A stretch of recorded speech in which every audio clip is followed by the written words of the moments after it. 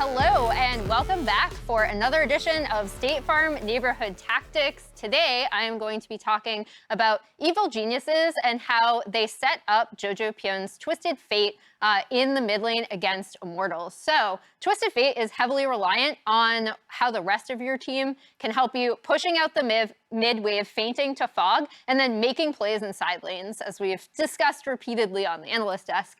So here, we're going to see on the minimap, the most important players to watch here are actually going to be Inspired, who's just backing right here, and Vulcan, who's already reset down there.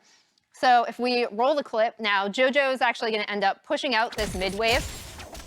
And he's going to ping out this ward in a minute, where Vulcan is going to come up, help him, and this is going to set up the vision that they're going to have. They'll see this back. Inspired's going to come up. They recognize that they can then go and hang out up in this jungle waiting for someone, specifically Xerxes, who's going to be coming. He's already pinged the blue, actually. TF is already here. He gets spotted a bit when they toggle Fog, but he's actually, feinting from side to side. So he's ready to set up this entire play. We roll it again. Destiny is going to pop by first, and then Xerxes is going to get caught out. Immediately, EG are ready for this setup, right? Like, they've already called this play. Jojo comes in. The actual execution, obviously, Xerxes gets out. It's fine. It doesn't go exactly how they planned. But what happens is, just because they have so much control here, what ends up happening is when PoE comes here, this entire unit is already there. And all it takes is one gold card for the rest of the team to collapse. Kill power of evil here. And we talked a lot about just Jojo Pyun, what you want to do with a rookie player, right? And so not only is this a good example of like how you want to play around Twisted Fate and how much potential and power he has with the TP changes and top laners no longer being able to join outside of turrets, but then also just setting him up to make the plays with the team. It's just really great to see how well EG are communicating. Yeah, and I'm a huge fan as a coach of set plays. On this blue spawn, we're going to coordinate reset of our support, of our jungler, and we're going to show up here and we're going to contest this objective. As Emily said, it doesn't always have to be the first play, but playing off those tempo traps, allowing yourself to be put in a situation where you have the stability, you have like what you expect to happen in the game already laid out, and you're waiting for your enemy to make a mistake is always a great place to put a rookie in. Right, an advantage doesn't always have to come in the form of a kill. Also, to steal a little something from the TAC FPS community, the trigger discipline, essentially to not go on the Rakan as he's creeping up to that blue buff and instead wait for the next person to come through. TF in general, though, I think is a really interesting discussion. I know Jat, not on the air with us, currently has some thoughts as well, though, about how good this champion is when in the hands of the best players and best teams. Yes. But that it could also kind of work to your detriment if you don't utilize the pick to its fullest and understand how to play it strategically. Because you do need the full team's understanding of how to play out their lanes. Like a good example, the most consistent example of getting a TF ulti is just like your bot lane communicating on a bounce wave when it's coming back. How do you want to set up around this? Probably expecting the enemy jungler to be there, but like it's a full wide team play to make it right, or you're never going to find an angle, right? Especially with an early pick TF, because a lot of the times you're going to early pick it.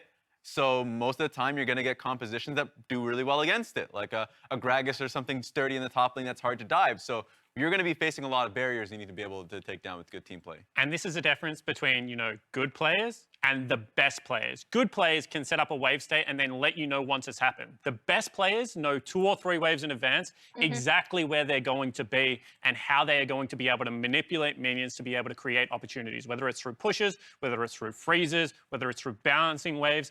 It just allows you to be able to set up these plays, off resets timing in advance and not be reactive to the game state. Well, EG setting up Jojo Pyun for success as a young player out there on the Rift, but it also feels like they're doing that, and this org has found a recipe for doing that both on and off the Rift.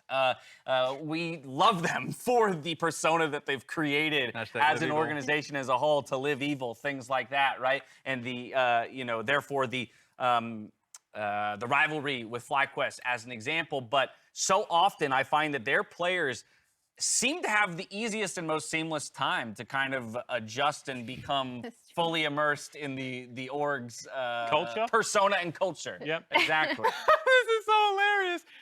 This is the second time I've seen this, and it's as if it's the first time opening up a present box. It's amazing. I love it. I love it. So, as we can see that Vulcan has done in the past, scheduling out a tweet for mid-game, I thought it would be kind of fun to play a game for ourselves. I am going to challenge all three of my analysts here to right now schedule a tweet to go out over the course of this game. I've never scheduled a tweet in my life. Okay, well, get to it then.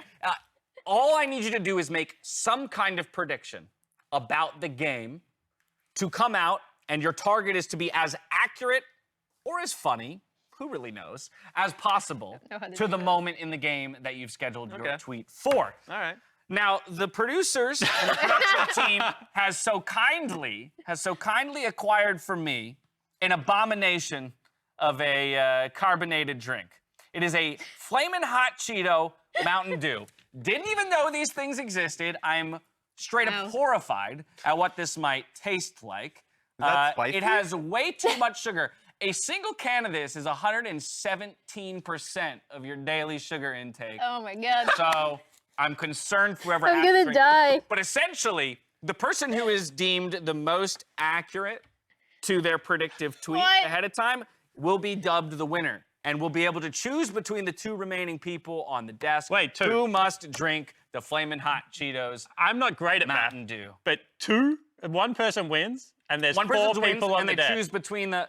Oh, you're trying to lump me in with this? Yeah, Yeah. no, I'm not trying. I think I'm okay. succeeding. Yeah, if you're Because 1 minus 4 equals 3. Right, but I'm not making a tweet. I think you should. Oh, Lordy. I like No, that. you have to do I'll it. act in solidarity as I usually do with these kinds of weekly wagers with whoever the ultimate loser is. Okay, how do you So, schedule? How do you get to work schedule here, one? Raz. You Yeah, got some I'm tweets to like do. very this, confused as man. to how to schedule a tweet. All right. How to schedule? Oh, Lord.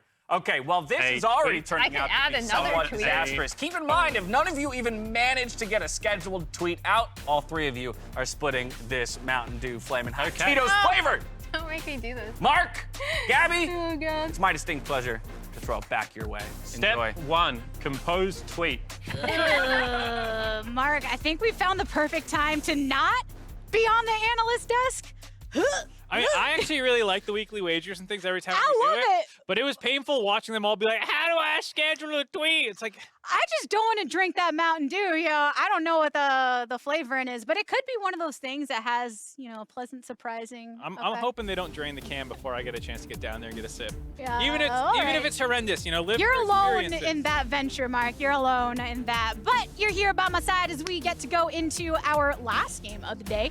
Evil Geniuses and Dignitas QNTMPAY. Evil Geniuses really have been racking up all of the hype, as the desk was talking about, not just because of their play on the Rift, but off. And then Dignitas getting to see the first look with the full of their roster. Yeah, I think the EG hype train has officially left the station last weekend. I was watching the Reddit threads. I'm on it. Everyone was talking about how this is going to become everyone's new favorite team. It's America's team. It's North America's team. And so far, they've done a great job of earning those fans, as you saw with the desk talking about, not just on the Rift and their great plays, but off the Rift, they're a fun team to watch. It's a bunch of young kids trying to take names and cement themselves as the new future of North America. As we get into champion select here and see that there's been the support prioritized ban by EG, we have Dignitas taking away the TF right at the table, but I am very intrigued by Evil Geniuses as an organization, and even with bringing in these newer players and having a different semblance of faces, they still have a similar identity to what they had prior. And a lot of these, like Jojo Pune, for instance, coming from their academy side, really capitalizing upon the groundwork that they have already placed with this team. I got to give a shout out to Sven Skaren, the original Live Evil guy, just spamming True. that like 2 years ago or whatever. He was really foundational for the organization's direction, I would say. That's the social media manager that they need to hire, because really good top-notch stuff from him back in the day, and top-notch play from EG in general. Now, Dignitas, on the other hand, I think they've had some great moments. Blue, for instance, making a splash, coming through, ripping his fingernail. I feel like ripped fingernails freak me out more than broken fingers, Yeah, I'm not going to talk about that. Let's talk about how they just had a close game versus CLG to start the day. I think it was. You don't want to be grossed out. I think by it was your one of friends. those things where they just didn't know how to play against the TF. Ooh, Renekton. So this is what I was talking about in the previous draft, actually. Something that doesn't seem to have as much priority in North America as we've been seeing globally. I'm glad to see it first picked here.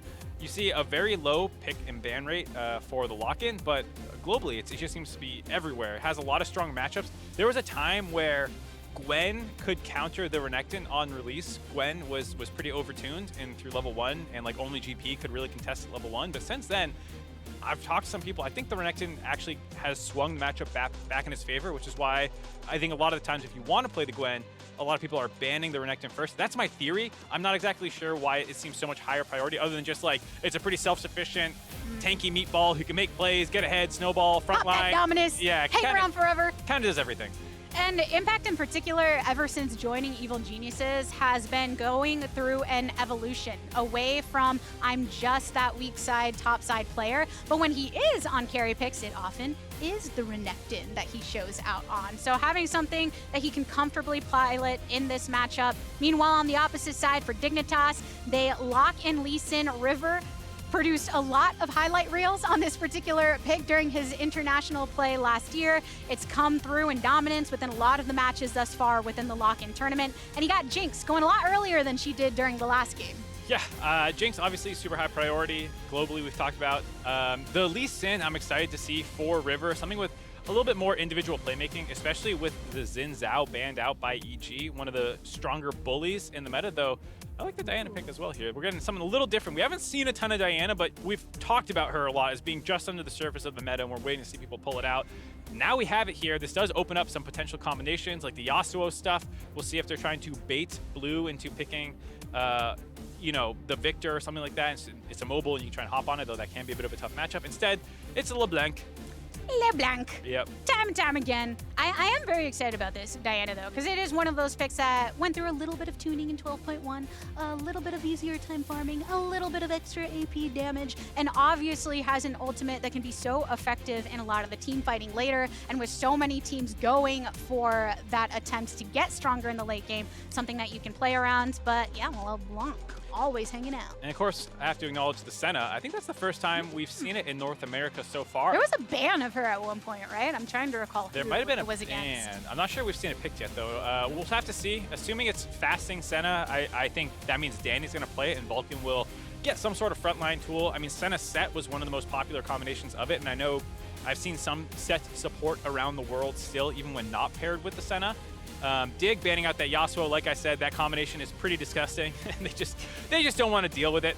Not too much of a surprise to see that. And you know, with some of the mismatches, mid locked in for Dignitas, they're going to ban those out. Support not locked in yet for the Jinx. They're getting rid of some of her strongest combinations. Thresh already taken care of.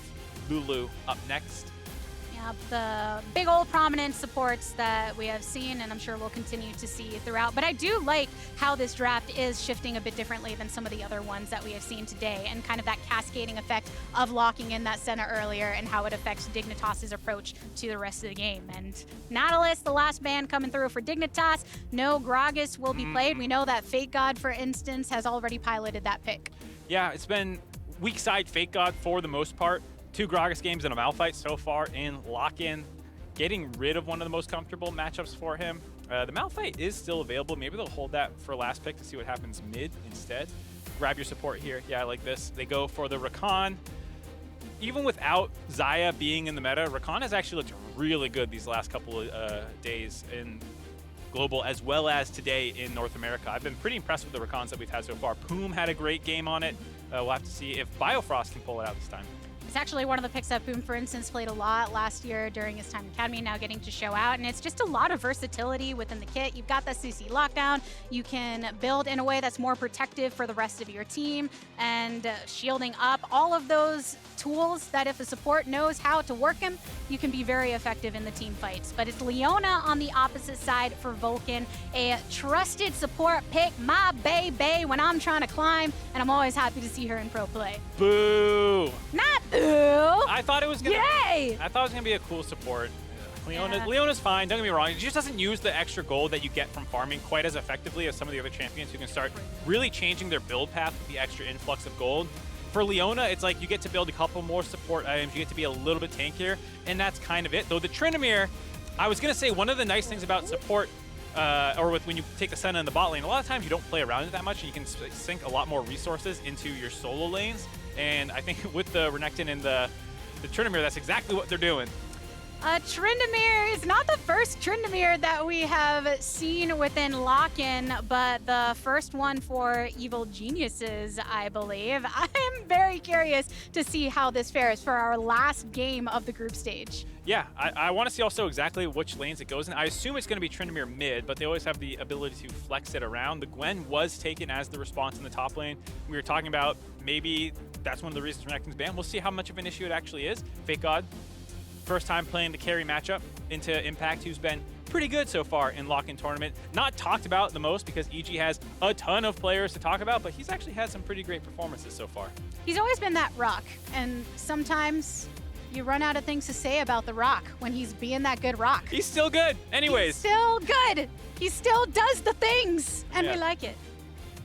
But we're going to be taken to the Rift soon enough. Some interesting picks, as we noted, coming through for this last draft. And you love to see when on the Evil Geniuses side, for instance, they are 3-0 currently within their scoring. So having that opportunity to experiment a bit. We saw, for instance, in the Team Liquid game earlier, some experimentation coming through. So it's very on trend for the day. Yeah, I think it makes sense given that we already talked about how EG is locked at #1. You can experiment a little bit more here. Jojo Pune feels like he's been playing the meta. You know, he's been doing what his coaches want. Yeah, I can play the Corki, I can play the Victor, I can play the TF. Now he's like, guys, it's the last game. Let me have some fun.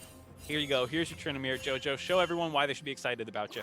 He played a lot of things like Silas last year, just a lot of versatility in the picks that he brings through his pool. So I am pretty stoked that we get to see that. Yeah, I mean, that was the big thing that people were talking about with him was like, hey, this kid's got great hands and he's really aggressive. You should be excited about him. You actually have to put him on something aggressive so we can see that. His TF was pretty aggressive. I'll give him that. That was a very good game out of him. Now that we're actually loaded onto the Rift, and we can tell you for sure, Jojo Pune, yeah, definitely on that Tryndamere. Impact definitely back on that Renekton when we haven't seen him there for some time. Also worth noting how inspired on this Diana, specifically calling out in his interviews how he likes to capitalize upon the aggression of the rest of his teammates. So maybe a lot of playmaking potential for him to take onto this pick. Yeah, I think I'll be interested to see how Dig wants to attack this Tryndamere. Lee Sin LeBlanc is a pretty gross combination for setting up a lot of kills on mid laners usually, but the Tryndamere might be able with the spin away to survive some of that. Plus when you hit 6, you have your ult to pop and kind of run away. He's a little hard to exploit in the early game. Starts Doran Shield, mostly just wants to focus on hitting the wave and farming up. And you see Blue wanting to play really aggressive, basically going melee range against him. In JoJo, it's a lot more of a pick focus on getting into the side lane with a really strong lead and then it just being annoying to deal with. You see a lot of Gale Force, Navoric Quickblade, and you just want to keep slapping away at things. Definitely a lot of split push potential, and you noted how River could maybe make some plays around Blue in that mid side, but just being on a very early aggressive jungler in general can really play to his strengths. We heard from the desk, for instance, them talking about the fact that he can have more of a facilitative play when comparing him to XU and really work into the aggression when needed, but being cool and collected. Jojo getting a lot of poke there in the mid lane, as you expect with LeBlanc and the burst that she can have right up front. Meanwhile, down a bot, getting the shove from Danny and Vulcan. Over on top, though, Fake God, he's going aggressive onto Impact. He does have the Gwen with a little bit of that extended range when empowering her abilities. Yeah, maybe it's still early matchup favored Gwen, apparently. A little bit. Yeah. Impact gonna be fine under the turret. Doesn't have to worry about a dive. Lee Sin not quite there yet. I assume Inspired, being the big brain MVP jungler from the LEC that he is, able to say, hey, don't worry about the timing on Lee Sin. He shouldn't be there quite yet. You're safe underneath the turret. So going ahead, farm up there, stay safe under. And Diana, a little bit less aggressive, 3-6. Won't be making too many plays before then. Just working with his bot lane's priority right now to go secure the Scuttle Crab in River. It's pretty wild when we talk about the young potential of players like Jojo Pune, of Danny down bot, but Inspired, former MVP. Oh, never mind, hold that thought. A little bit of a skirmish here. Double root onto Neo and Biofrost, but they are within the safety of not just their wave, but close to the turret as well. So some aggro. But anyways, Inspired, only 19 years old, already has those accolades. So we think about how strong he is and how he is this facilitative point for the rest of the team to grow. But River looking to maybe make a play over here. Root directly onto Tryndamere, goes in with the Q, spinning away. No way. JoJo No way. Safety under his turret. River, can you get away? He just takes the shots and leaves. Inspired flashes for it, gets the burn down. That is first blood for the young gun. No way. River gets baited underneath the turret. Blue set it up so cleanly. He has the root, the guaranteed Q. He just thought that the Q was going to finish him off. JoJo Pion had time to flash out of the E, and then after that, River was playing chase out. I wonder if he popped his heal to increase his health. I'd have to see if he was holding it there. Maybe that's why the Q didn't execute. We'll see if we get this in slow motion. Yeah, so River does a good job landing the chain for guaranteed setup, or excuse me, Blue does, for River to take this. Yeah, I think the Mocking Shout actually might have reduced the AD enough that it didn't actually get the execute. If he got that off before it came in, I'm not sure. JoJo Pion did something to live there because River was surprised the Q would not kill him. I was surprised that the Q was not enough to kill him. And Inspired just doing a good job punishing the overextension out of Dignitas. After that, just so much escapability, spinning, slashing away, and then, oh no, there's a jungler on the other side here to punish me for that. But what a way to crack open this game. Evil Geniuses taking that lead with first blood. But down here, bot, Neo is on the Jinx. A pick that we have talked about time and time again because of her prevalence within this meta. Yep. And starting to get that farm shored up here.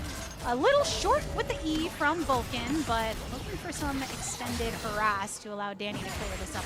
Yeah, that's the one thing that's nice about the Senna pick is just the sustain that you have to not need to be super clean with your engages. As long as you're not going to get all in, you're pretty safe to keep looking for them time and time again. So that is one of the things that Senna can do. It's why, like, yeah, Biofrost had a nice punish on Danny when Vulcan stepped out of lane you saw earlier, but it just gets healed up so easily. And the range that Senna has makes her pretty hard to punish, and it really enables some good roaming for your support to go out on the map and try and affect something.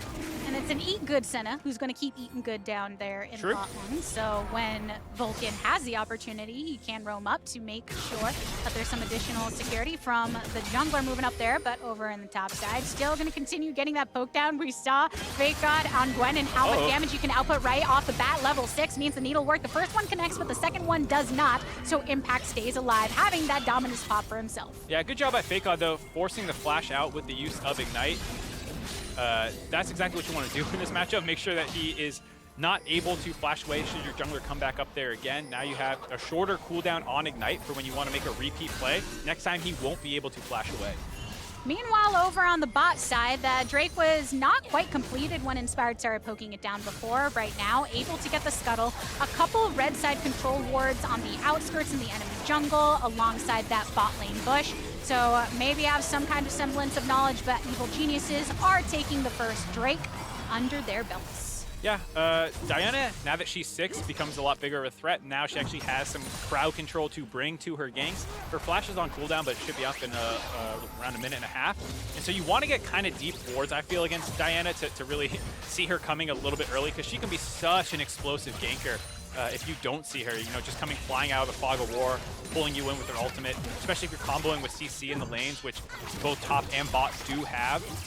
So it's going to be something that Dignitas have to be very mindful of going forward now in the game. And while Diana is level 6, River's still waiting to get there at level 5. Bot lanes too, not quite with the ultimates ready for them. Yeah, I mean, River is in a bit of trouble after Inspired focused more on clearing. River went for that aggressive play underneath the mid turret. Not only does he die, Inspire's the one who gets the kill and gets to keep his farm up now. So already a 20 CS advantage for Inspired, as well as the kill. He's well on his way to picking up his mythic item. And then Diana can just kind of play pretty free, honestly, and not have to worry so much about face checking the Lee Sin. Yeah, which is why Lee Sin just going to hang out in his own jungle, say, all right, I need this time. Let me be for a little bit. I need my personal space. But Inspired pushing upon him. Red buff is the target, does get completed and finished off by River. A little bit of a Q thrown out by Inspired after blast coning over the wall. And since he knows where the enemy jungler is, it gives him that freedom to start up this Rift Herald. Yeah, push him out. Vulcan moved up as well, yet was in the back pocket of Inspired the whole time. Now they're going to turn that into a Drake take. JoJo Pion playing zoning duty though, chasing Biofrost out. Keeping his eyes on Biofrost, steps away from the Q from River, who's now circling around. Impact has exited from the lane to keep his eyes on this objective. Jojo Pyun getting some zoning out from Blue, who's making the rotation, but nobody wants to follow up here. So objective secured for Evil Geniuses. Yeah, Neo even kind of made the move up there. I'm a little surprised given that Blue was half health and kind of low mana. It didn't really look like they had a way into that fight. And EG get it for free, and Senna already on the reset, gonna get a small tempo advantage now. And Vulcan's just gonna help shove this wave out and meet him down in the bot lane. Yep, supports already keeping their attention elsewhere for the moment being, but then now with Danny going and finding his way back to the bot lane, should continue to get up that farm.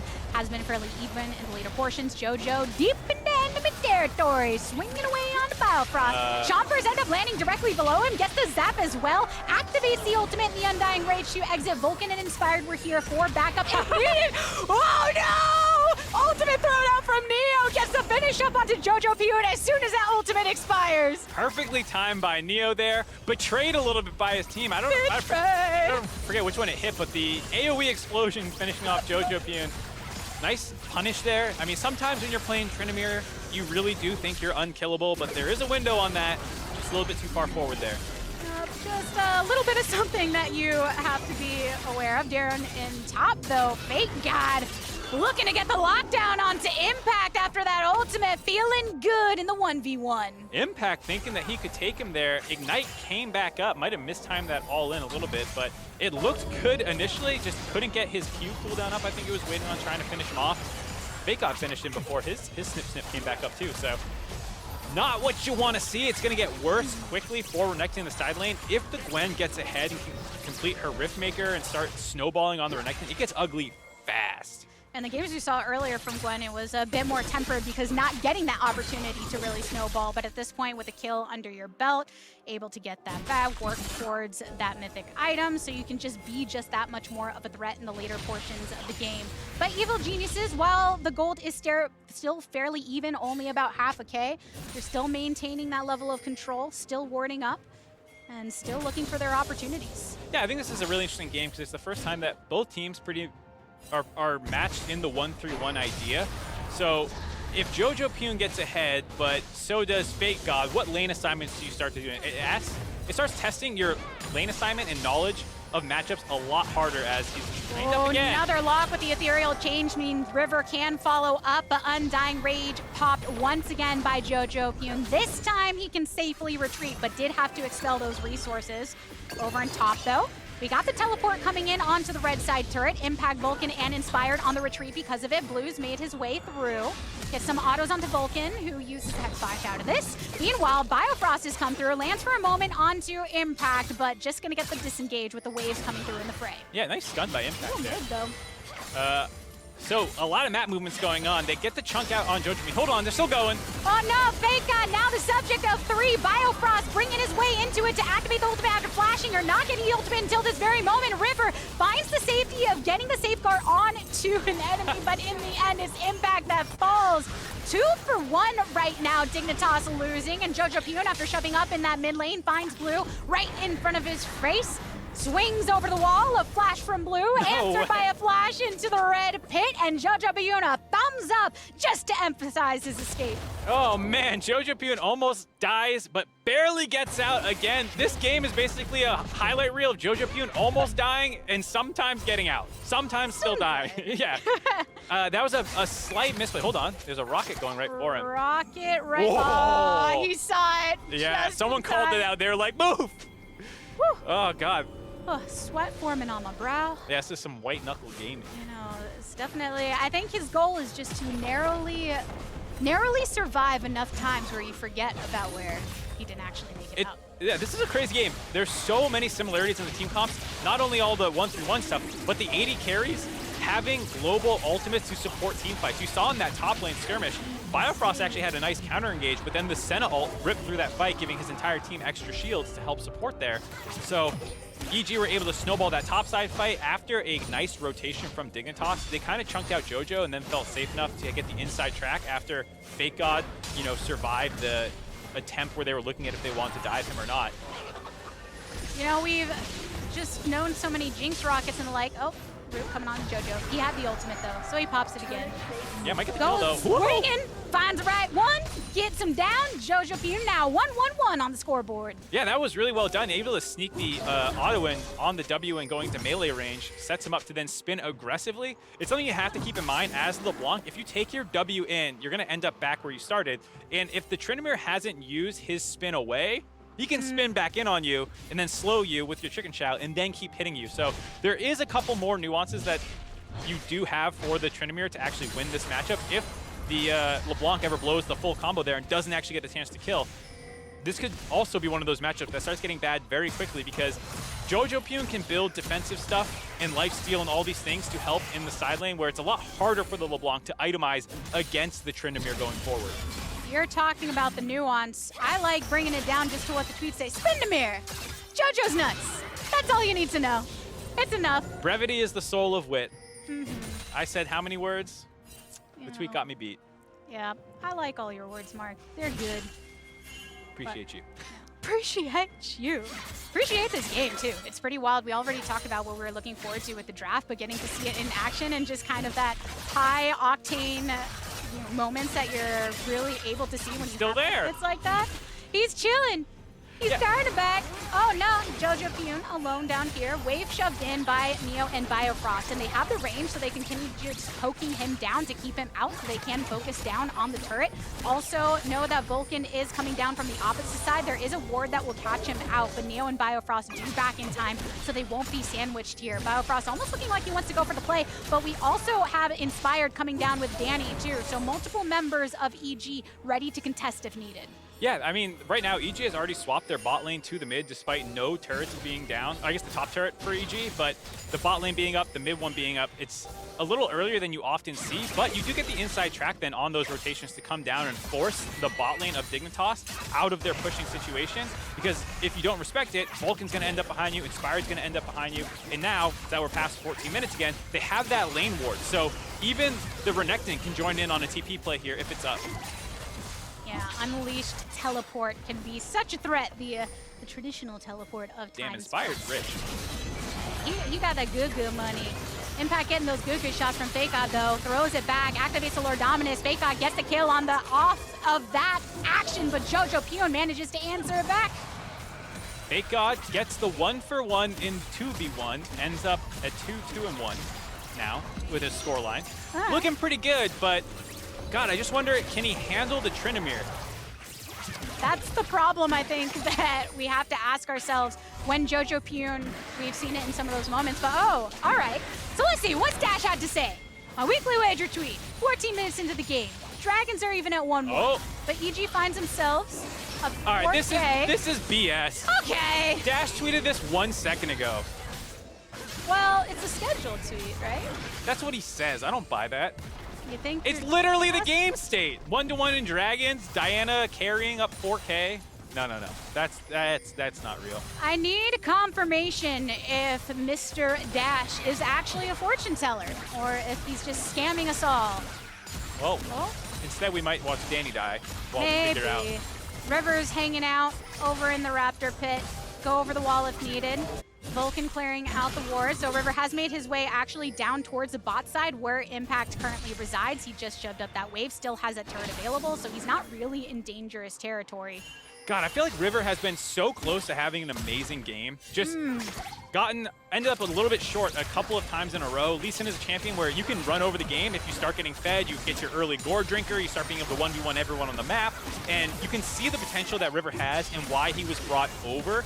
But this game just showed up a little bit late a couple times, wasn't able to find the angle, or just slightly outplayed by JoJo Pune, and now you're in the Lee Sin situation where you actually fell behind the state of the game and you feel a little useless. He's still looking for angles, looking for insect kicks in, because that's basically what he is at this point in the game.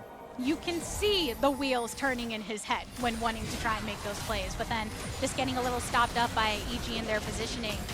As far as the map state right now, though, Impact still residing over in that bot lane, does have his teleport available. Same with Glenn, who's actually joining the fight. Whoa, what a burn down, Neo. They no longer have their bot laner, and meanwhile, over towards the Riverside, a solar flare to try and get an additional kill onto River. They have lost 3 members on the side of Dignitas, and Blue, he's got to escape right now. Uses the blast cone to get away. Dignitas just not respecting the potential for EG around that mid lane turret as they dropped it. Jojo Pune saw Neo just positioned too far forward, jumped on his face. Blue able to get the W off during the stun to get out of there.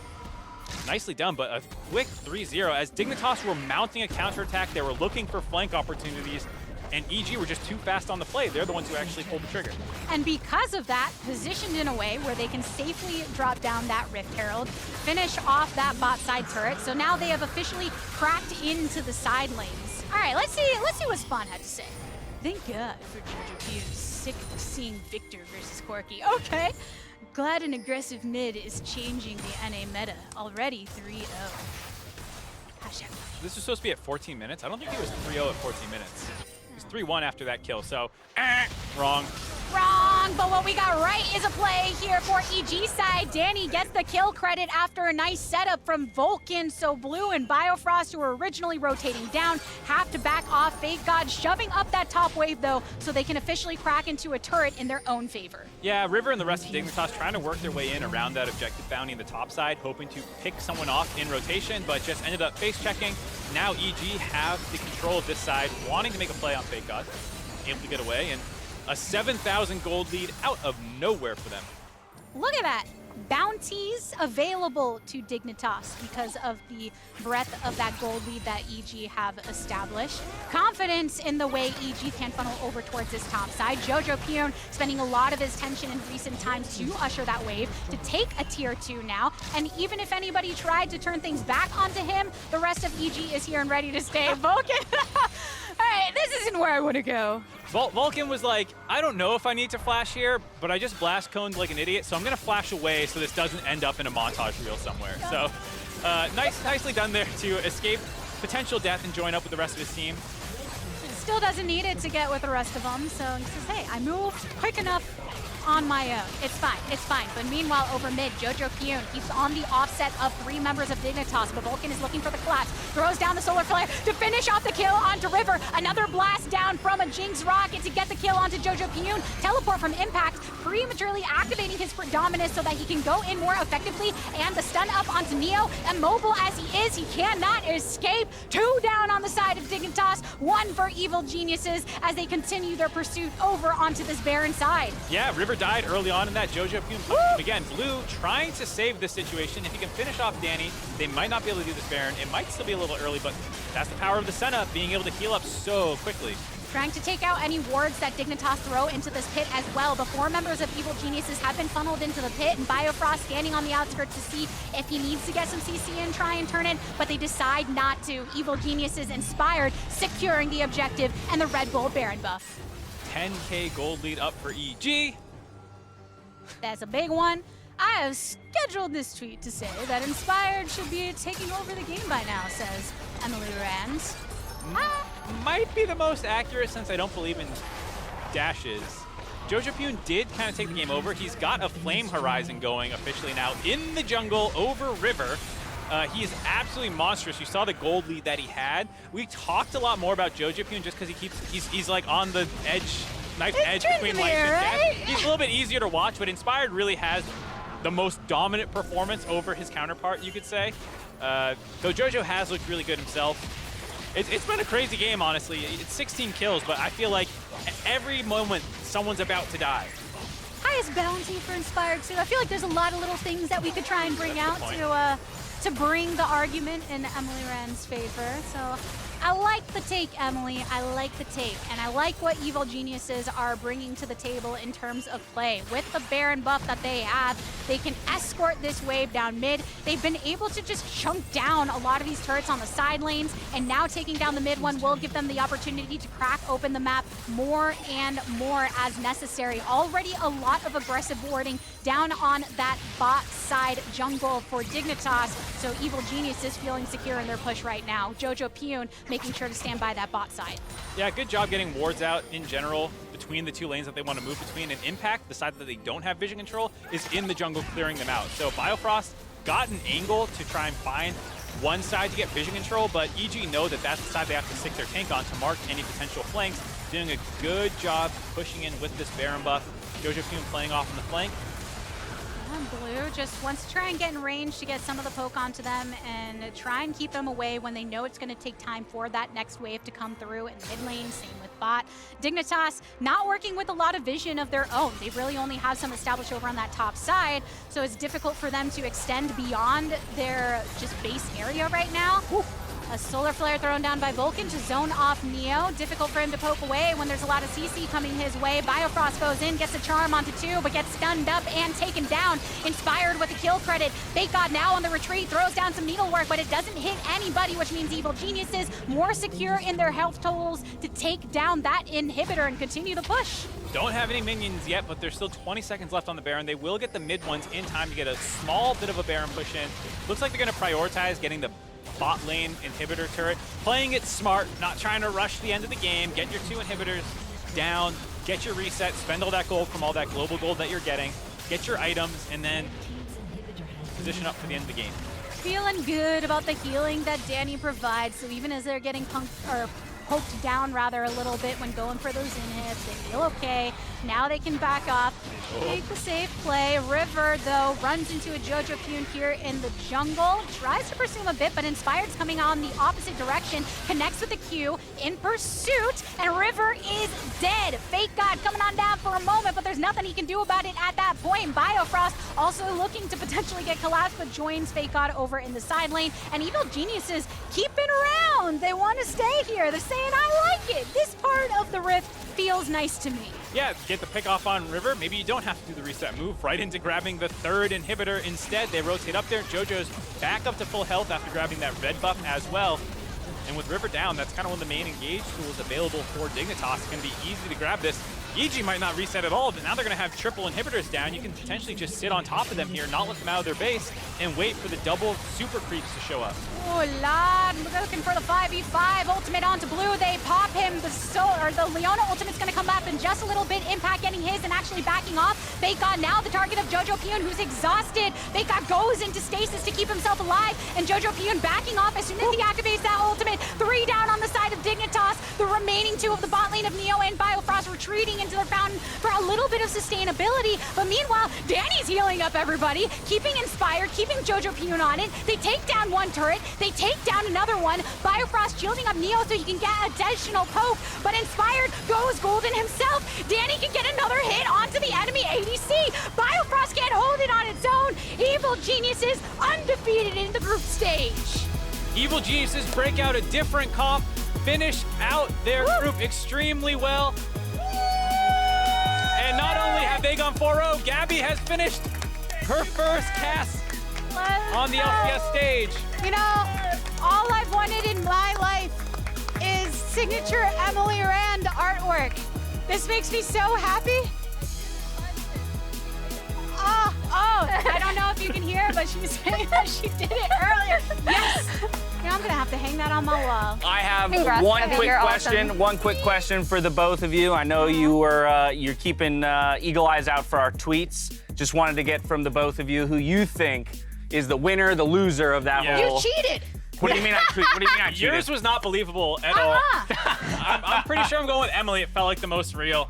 Yeah. What? But Inspired, it was the lowest risk. It was low risk. but it was accurate. It was accurate, I will give you that. But by accuracy, Yes. then it's probably me. I don't know if you're getting guys getting picked up at all on the microphone. Probably are. Okay, we'll get out of here. You're amazing. Congrats.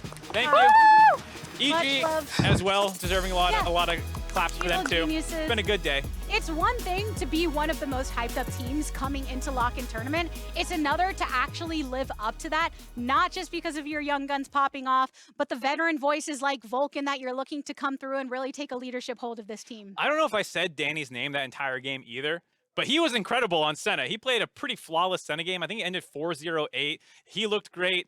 We already talked about Inspired and all like the impacts, Jojo Pyun as well. always cast EG games, and I almost never mention Vulcan, but he's playing well every time. I feel like I never give him enough credit during the cast because there's always something else to be looking at. This was another incredible game out of Vulcan as well. Isn't that the life of a support sometimes? You don't necessarily get to do the flashy part, but you help your team in the process. Yeah, I guess. Sometimes it's the engagement, and you feel like all you're talking about is the supports engages or their roaming or their vision control. But when like Tryndamere almost dead 10 times in the first 5 minutes of the game, it's like, well, I guess I'm talking about that.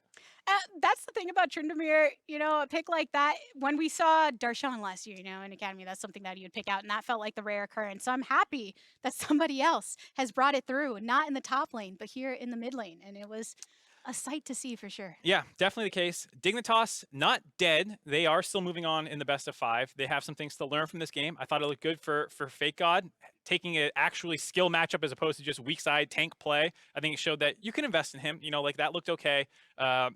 River flew in this week. You could, I think, see some of the miscommunication a little bit, but you see the talent as well that he has. It would be very understandable if things were a little rough at the start, but I think that they did show some of their potential for the later portions of this season. Now, we're going to go ahead and buy them some time to get back to the desk. Appreciate them running all the way over here to say hello and join Pastry Time and Impact for our Verizon post-game interview. Thank you, Gabby. Great cast on the day. I'm here with Impact to get a little bit of a lowdown on that game. Impact, how does it feel to be the only undefeated team still in LCS lock-in? Give me a second. I literally say just 1 second. Guys, I cannot hear. Quiet, please. Guys. Okay, good. The Zoom is too loud again? Good. Yeah, I mean, Zoom is always, loud. It's not quiet. I can hear again, but it's fine. I can do. So, I mean, 4-0 I'm feeling good, but last game I doesn't like it because my performance played bad. I mean, I got bait from Grand Classic one, like HBO and try ordering that I got bait. And yeah, but my teammates play well, so it's fine. Yeah, seems like the team's doing pretty well. Were you surprised that the team was doing well so quickly? Oh wait, I'm really sorry. Okay, good. This good. Okay, what do you say? Sorry. Were you surprised that your team was doing well so quickly? No, I was respected that my teammates good, Vulcan, and I'm already know Dennis play well. I mean, today actually Jojo play well too. Before Jojo to me something make mistake, but he play well today. And who's that? Danny, yeah, play also well, and Inspire, yeah, Inspire is great, good jungler. I mean, I already know that long time ago, so. And then I know you had a funny tweet recently. How does it feel to be kind of the grandpapa among the younger players on EG? I mean, I don't know. My feel is not same. Like, I'm not feel like I'm older than them. My feel like just friend. So, not like, I feel like I cannot see gap, like old person and young people, that gap. So, I like it, that meme too. I mean, today I was bored, actually. I play. Well, certainly the team able to pull you through. In fact, thank you so much for talking to me. Yeah. Thanks to interview to me too. I mean, I got surprised because I have interview because I Inter, so I was not expected.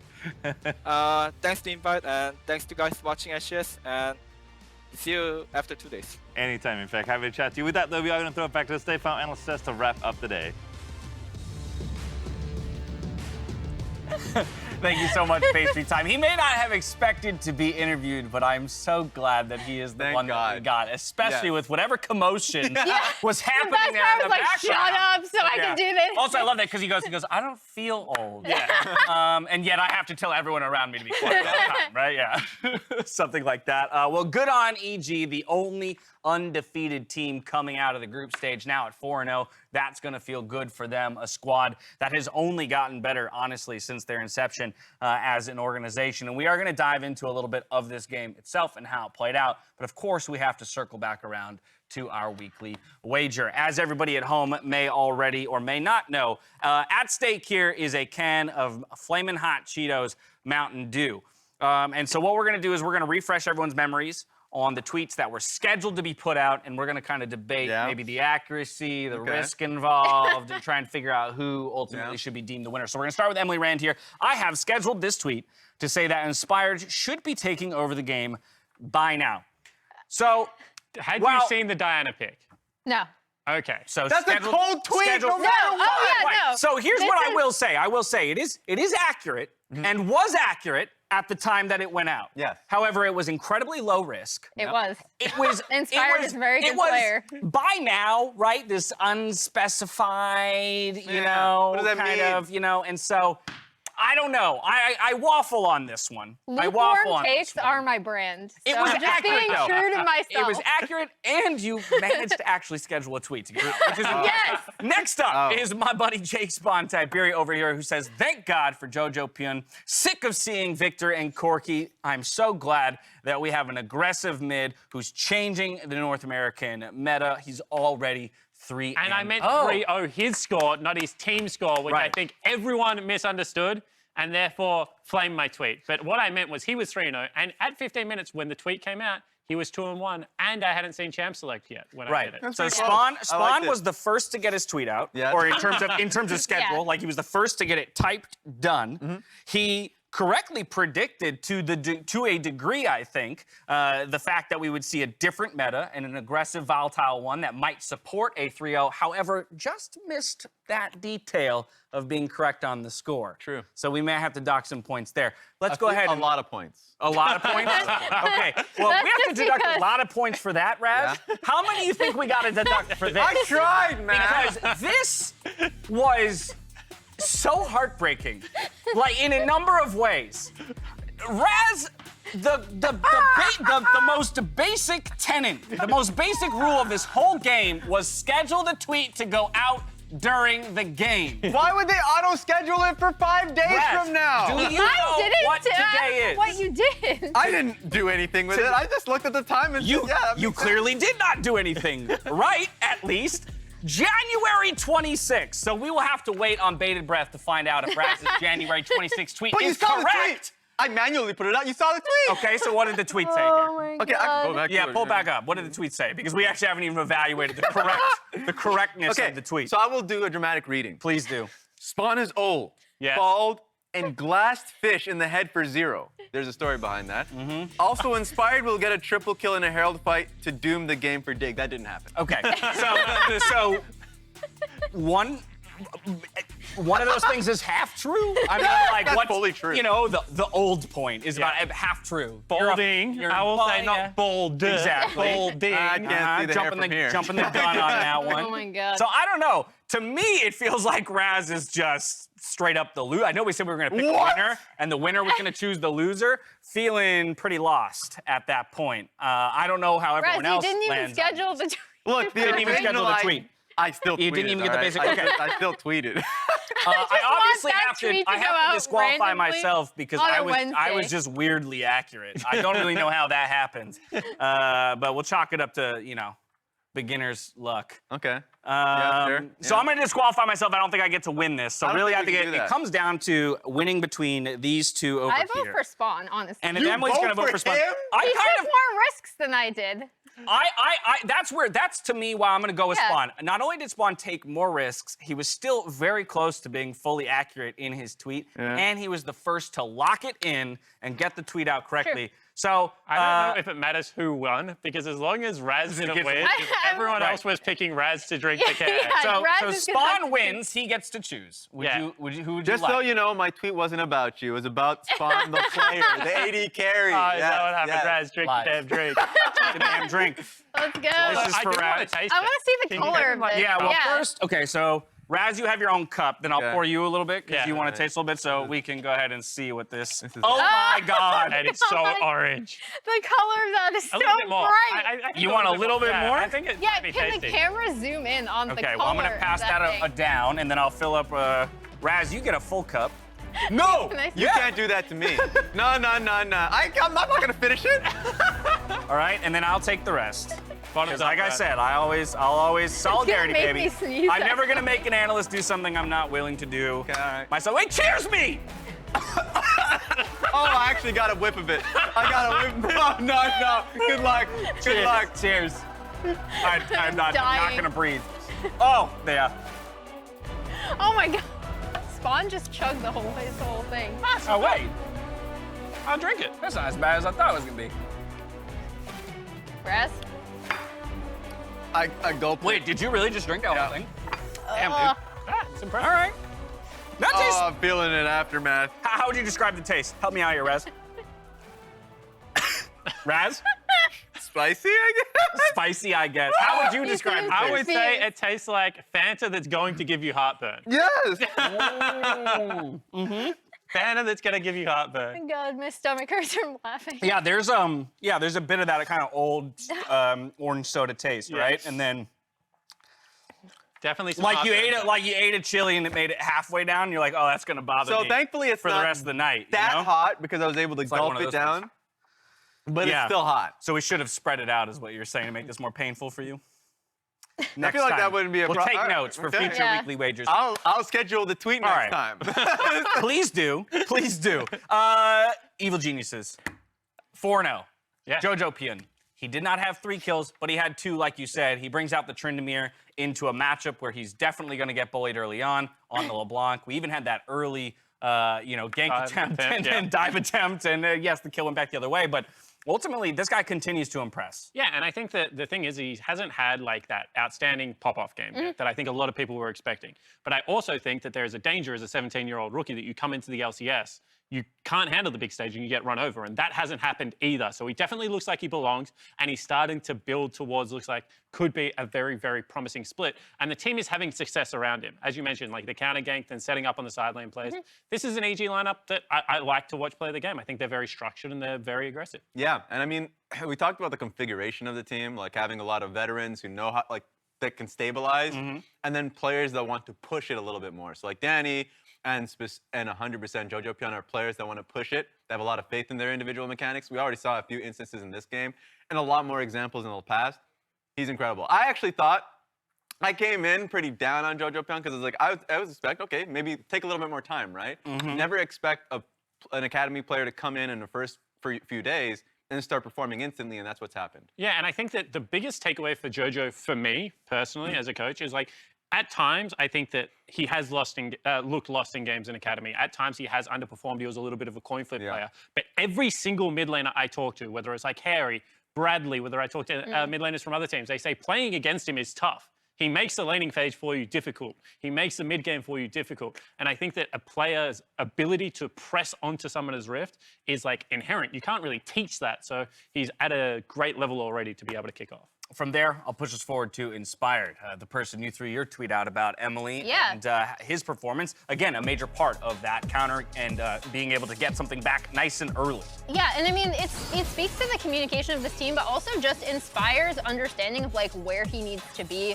I really loved the Diana pick. Diana is something that we've either seen banned away or teams just haven't wanted to pick her up. I really loved her in this composition where you're also going to have the Tryndamere diving in, and they're all going to be supported by healing from the Senna. And I thought he did so much in controlling the map for EG to set up a lot of these more aggressive dive plays that they wanted to go for. Yeah, and I think that the European players have always had a really great understanding of tempo and kind of when it's your turn, when it's the opponent's turn, and how you can set traps around that. And I think that we're seeing like a prime LEC player come over into the LCS now and understand exactly those timings that Emily's talking about and just facilitating it and the communication to the rest of the team. This guy's always in the right spot at the right time. Yeah, I mean, I was just about to kind of piggyback off that, talking about just he has a great understanding of lane states. Yeah. So a lot of the times, like a good example was that mid dive, right? He was already there. He's moving to lanes knowing that there's a high likelihood of a gank happening, a dive happening, or even if it's like, okay, this seems like a volatile situation, I'm going to be there. So that's just akin to him understanding the map. Another great game for Evil Geniuses, and they look clean now, sitting at 4-0. And of course, with great games also comes some great plays. And our Roccat play of the day goes to none other than Tony Top in that Golden Guardians team fight to get Baron. Let's take a look.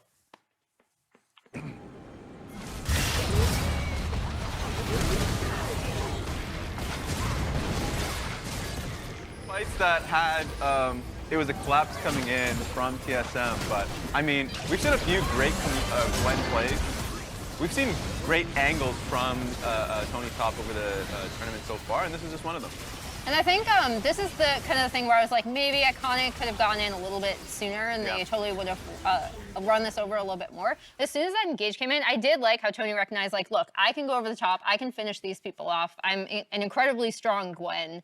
I'm looking forward to seeing more from him. Like, I liked a lot of what I saw from him previously in like the Proving Ground system. Yep. And it's a lot of, I mean, again, like you were talking about kind of coin flippy, taking a lot of risks. But I'd like to see him continue to grow with this team and see if they can kind of help hone that aggression and just have it be a little bit more timely. And I like that they're setting him up for success. When you have an outrange comp that has a Gwen top laner, when you outrange, you know that the opponent has to come into you. Gwen is the happiest when the enemy team is coming into you. And when you draft against Golden Guardians, it's like drafting against a horde of coaches. They have a coach for every role and different times for AM and PM, let me tell you.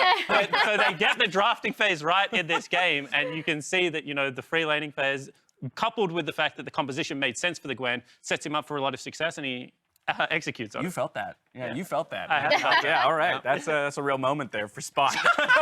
Now on Sunday, we will be awarding a MasterCard Player of the Week, but it will be for the entirety of the group stage, which did just conclude. So you have from now until Sunday to tweet at MasterCard Nexus with your prediction of who you think is going to take the prize. And 15 of you from home who correctly predict the player that gets the award will also get a statue along with that player who receives them for themselves. Yeah, pretty cool thing. That's so awesome. make sure you're throwing those tweets out. Also keep us apprised of any big plays like we had from Tony Top earlier throughout the rest of the split. But with the group stage set in stone, time for us to take one last look at those standings and see how they ultimately shook out. It's Evil Geniuses reigning supreme in Group B and the only team to be sitting undefeated at 4-0. Team Liquid just behind them in that second seed. Unfortunately, Immortals eliminated. On the flip side, Group A, you've got 100 Thieves and Cloud9. Yes, tied at 3-1, but because of the victory today, 100 Thieves get the top slot and C9 slots in 2.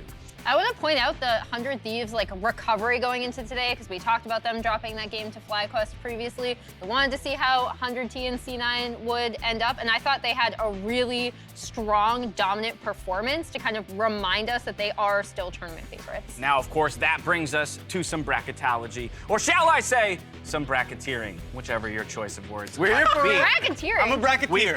We're not racketeering, we are bracketeering. Yes. There are 8 teams remaining and 4 quarter-final matchups. We got 100 Thieves versus Dignitas, Team Liquid versus FlyQuest, Evil Geniuses versus Golden Guardians, and then to close it out, we've got Cloud9 versus CLG. Raz, chomping at the bit for what? Yeah, the spiciest one has to be C9 versus CLG. We talked about it a little earlier because we got a heads up on that one, but I mean, CLG is the team that's improving. They have a big high in terms of like what they can output as a team versus Cloud9 that I think we still need to kind of see their identity coming up. So for sure, Cloud9 is the favorites, but CLG might surprise.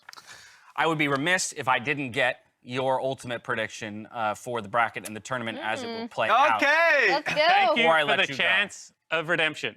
Yes. Steve, if you're still listening, Steve? God. Team Liquid is obviously going to take the whole thing. Okay. Obviously. Obviously. Yeah. Wow. No So, bias and here. who do they face? Do they face, because remember, they'd have to take down 100 Thieves in the semifinals. You didn't have to say get that. I want there. to see him slip up on that. So then who would be their finals matchup? Obviously, AG. It'll be EG, you Okay. think? Okay. So we get that Group B rematch then for the finals, which would be pretty sick to see if it all comes to fruition. That's going to conclude the group stages here in the lock-in tournament. We got 2 more days of play coming tomorrow and Sunday. So tune back in tomorrow. Remember, we started an hour earlier. On behalf of myself, the casters, the entire broadcast crew, thank you so much for watching. We'll see you tomorrow for more LCS. Until then, stay healthy, stay safe, and be good to each other. Good night.